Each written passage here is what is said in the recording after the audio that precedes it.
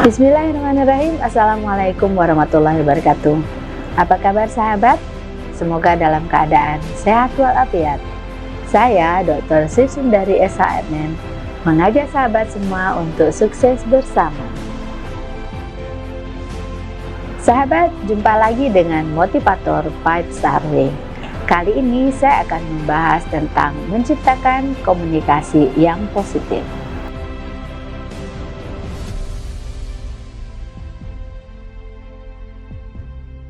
Sahabat, menjalin komunikasi dengan banyak orang, seperti dengan teman, dengan rekan kerja, keluarga, atasan, bahkan kepada orang yang baru kita kenal, memang sebaiknya selalu tercipta suasana yang indah, lancar, dan menyenangkan.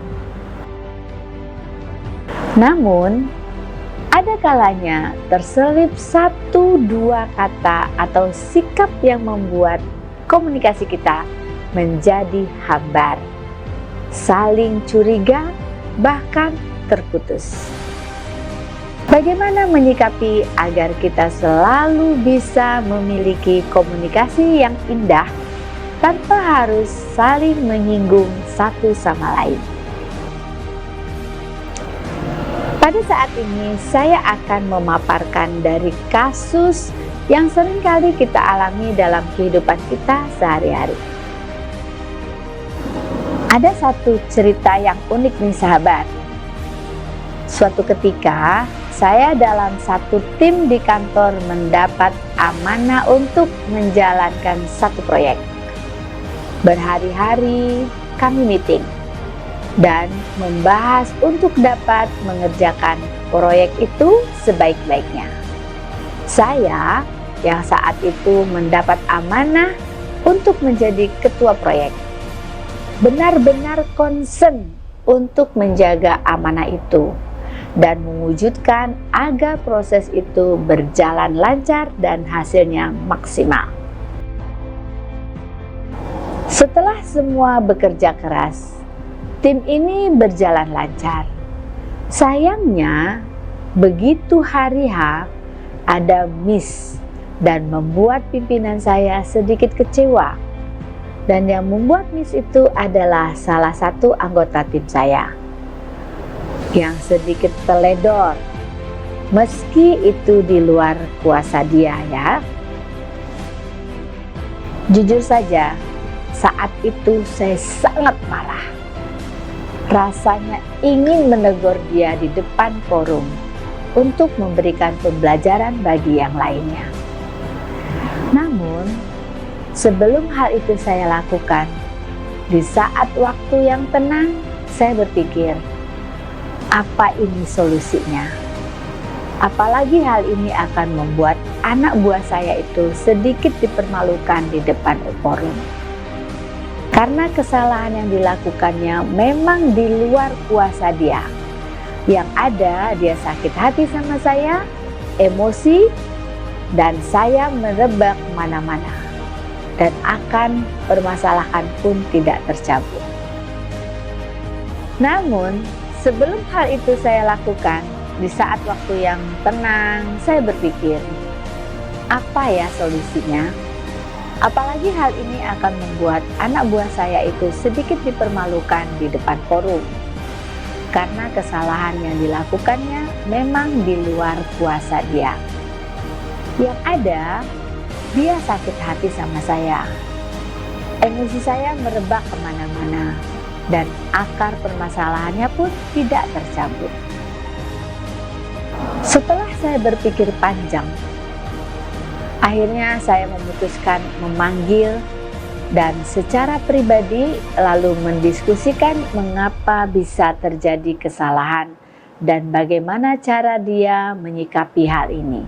Hingga akhirnya kami berhasil menemukan titik permasalahan dan saling berjanji untuk saling memperbaiki ke depannya.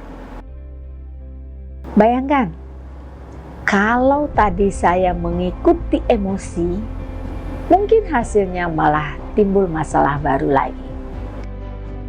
Ya, masalah yang paling sering kita alami adalah mencari kesalahan orang lain atas satu pekerjaan yang tidak sempurna dilakukan.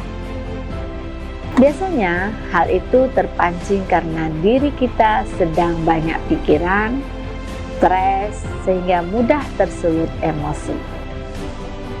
Berbagai emosi negatif inilah yang dapat mempengaruhi interaksi dengan lawan bicara secara negatif. Nah, sahabat, untuk menciptakan komunikasi yang positif, kita perlu mengenali emosi yang kita rasakan saat berinteraksi dan emosi dari lawan bicara kita. Caranya, ketika banyak hal-hal negatif yang kita rasakan, kasih ruang sesaat untuk menyendiri, memikirkan hal tersebut dengan suasana yang lebih tenang sebelum kita memberi respon pada lawan bicara kita. Bagaimana kalau sedang bertatap muka?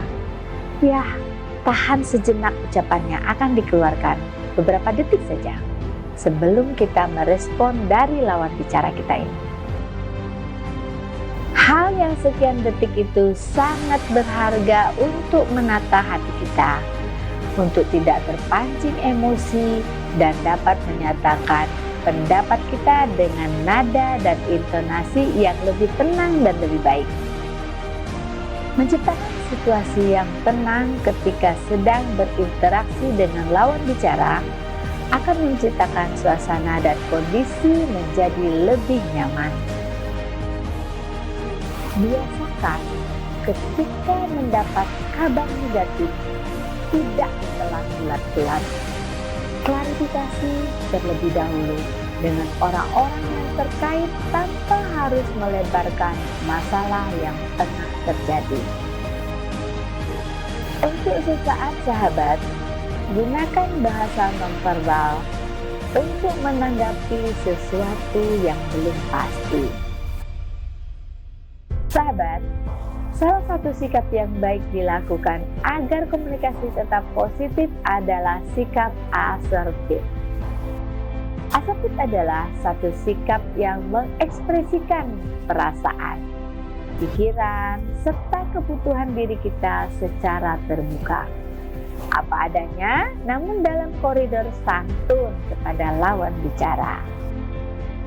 Misalnya, ketika kita sedang bad mood banget nih, perasaan lagi nggak asik, tiba-tiba salah satu sahabat kita mau curhat. Jujur, hati kita aja lagi kacau. Bagaimana kita mau mendengarkan kesulitan orang lain lagi? Sahabat, bagaimana cara kita menolaknya? Jawabnya, bisa. Kita bisa mengatakan dengan bahasa yang santun, nada yang baik, serta ekspresi yang menyentuh, sehingga lawan bicara kita juga tersentuh dan mengerti kondisi kita. Misalnya, kita dapat mengatakan, saat ini pikiran saya lagi mumet dan lelah sekali. Bolehkah saya istirahat sebentar saja? Nanti segera saya telepon ya.